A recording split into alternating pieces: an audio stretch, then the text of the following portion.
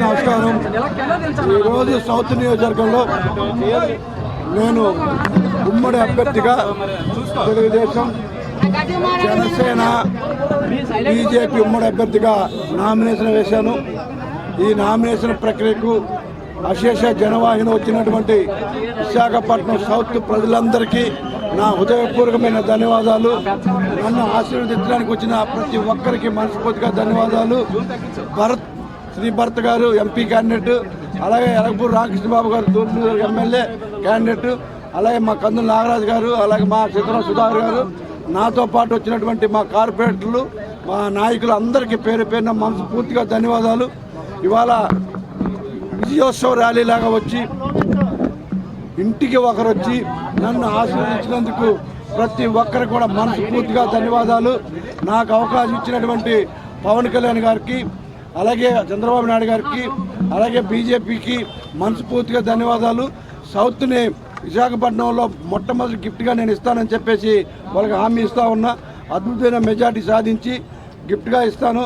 నా మీద ఉన్న నమ్మకాన్ని ఎటువంటి అమ్ము చేయకుండా తప్పకుండా గెలిచి ఆయన గిఫ్ట్గా పవన్ కళ్యాణ్ గారికి ఇస్తానని తెలియజేస్తా ఉన్నాను. ప్రజలు ఎంతగా ఆశీర్వదించినందుకు వాళ్ళందరికీ పేరు పేరున మనస్ఫూర్తిగా ధన్యవాదాలు.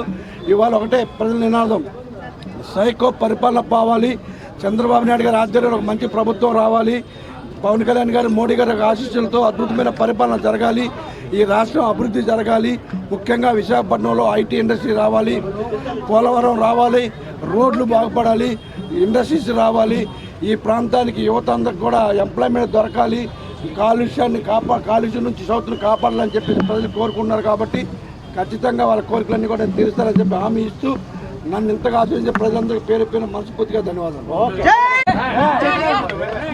నా సోదరుడు వంశీకృష్ణ శ్రీనివాస్ యాదవ్ గారు నామినేషన్కి దక్షిణ నియోజకవర్గం నుంచి చేసిన తెలుగుదేశం, జనసేన, బీజేపీ నాయకులు, కార్యకర్తలందరికీ కూడా నా హృదయపూర్వక ధన్యవాదాలు, నమస్కారాలు తెలియజేసుకుంటూ, విశాఖ నగరం ఎంతో ప్రశాంతమైన నగరం.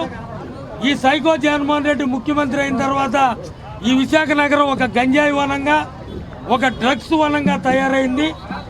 ఎట్టి పరిస్థితుల్లో కూడా చంద్రబాబు నాయుడు గారు, పవన్ కళ్యాణ్ గారు మార్గదర్శనంలో, నరేంద్ర మోడీ గారి ఆశీస్సులతో విశాఖ నగరాన్ని ప్రశాంత నగరంగా చేయవలసిన బాధ్యత శ్రీ భరత్ గారు, మా 7 శాసనసభ్యుల మీద తప్పకుండా ఉంది.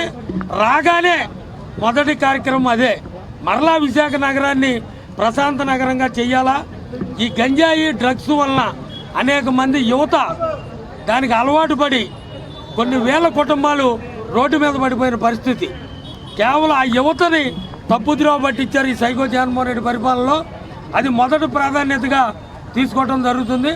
తప్పకుండా కూడా విశాఖ జిల్లాలో మేమందరం కూడా పార్లమెంట్ అభ్యర్థి భరత్ గారితో పాటు 7 అసెంబ్లీ అభ్యర్థులను తప్పకుండా మంచి మెజార్టీతో గెలుస్తాము. ఎందుకంటే జగన్మోహన్ రెడ్డి గారు ఎవరెవరి సీట్లు ఇచ్చారో మీకు తెలుసు. భూ కబ్జాదారులకి, కోడిగుడ్డు మంత్రులకి, రౌడీజం చేసే వాళ్ళకి, ఒక్క క్యారెక్టర్ ఉన్న వ్యక్తికి ఎవరికి విశాఖలో 7 సీట్లు ఇవ్వలేదు. తప్పకుండా ప్రజలు గమనిస్తున్నారు. మేము తప్పకుండా కూడా ఐటీ పరిశ్రమ అభివృద్ధిలో కానీ, యువత ఉద్యోగ అవకాశాల్లో కానీ, విశాఖ నగర అభివృద్ధిలో కానీ సోదరుడు వంశీ చెప్పినట్లు కాలుష్యం సౌత్లో తగ్గించవలసిన అవసరం ఉంది. అదే రకంగా విశాఖ నగరాన్ని మళ్ళీ ఈ గంజాయి డ్రగ్స్ నుంచి విముక్తి చేసి మళ్ళా ప్రశాంత నగరంగా చేయవలసిన బాధ్యత మా అందరి మీద ఉంది. సోదరుడు మరొక్కసారి సోదరుడు వంశీకృష్ణ గారికి మంచి మెజార్టీ ఇవ్వాలని సౌత్ నియోజకవర్గ ప్రజలందరికీ కూడా నా హృదయపూర్వక ధన్యవాదాలు తెలియజేసుకుంటూ సెలవు తీసుకుంటున్నాను. అటు జన సైనికులు కానీ, ఇటు తెలుగుదేశం కార్యకర్తలు కానీ, ఇటు బీజేపీ కార్యకర్తలు కానీ అందరూ కూడా ఇవాళ వంశీ గారి అభ్యర్థిత్వాన్ని మద్దతు ఇచ్చి మరి ప్రతి ఒక్కరు కూడా ఇంటి ఇంత ఎండలో కూడా వచ్చి ఆయనకు మద్దతు తెలియజేసినందుకు వాళ్ళందరికీ పేరు పైన ధన్యవాదాలు తెలియజేసుకుంటూ, అదే మాదిరిగా ఈరోజు నామినేషన్ వేసినటువంటి వంశీకృష్ణ గారికి శుభాకాంక్షలు తెలియజేసుకుంటూ, ఇది విజయోత్సవగా మారాలని మనస్ఫూర్తిగా కోరుకుంటూ, మరొక విషయాన్ని ఏంటంటే నేను వంశీకృష్ణ శ్రీనివాస్ యాదవ్ గారిని కోరుతున్నాను. ఈ నగరం మీ అందరికీ తెలిసిన విషయమే, పురాతనమైన విషయం నగరం.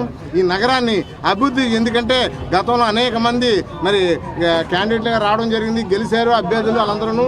కానీ ఓల్డ్ సిటీని గోల్డ్ సిటీ చేస్తానని చెప్పారు కానీ ఎవరు చేయలేదు. తప్పనిసరిగా మీరు వచ్చిన తర్వాత ఈ ఓల్డ్ సిటీని వాళ్ళ మాటల్లో చెప్పారు, మీరు చేతల్లో చూపించి తర్వాత ఇక్కడ ఏంటంటే మరీ ముఖ్యంగా కొన్ని స్లమ్స్ ఉన్నాయి, ఏడుగులు కానీ నేరలు కొన్నారు కానీ చలవ తోట కానీ లేదంటే కొబ్బరి తోట కానివ్వండి, లేదంటే ప్రసాద్ గార్డెన్ కానీ కల్లుపాకలు కానివ్వండి, ఇలా ప్రతి స్లమ్లో కూడా చాలా సమస్యలు ఉన్నాయి. మనిషి నడలేడానికి కూడా అవకాశం లేని ప్లేసులు ఉన్నాయి. కాబట్టి మీరు ప్రత్యేకమైన శ్రద్ధ పెట్టి దాని మీద ఒక బాధ్యత తీసుకొని దాన్ని పొల్యూషన్ తగ్గించి ఇవన్నీ అభివృద్ధి పరచాలని నేను మనస్ఫూర్తిగా కోరుకుంటూ సెలవు.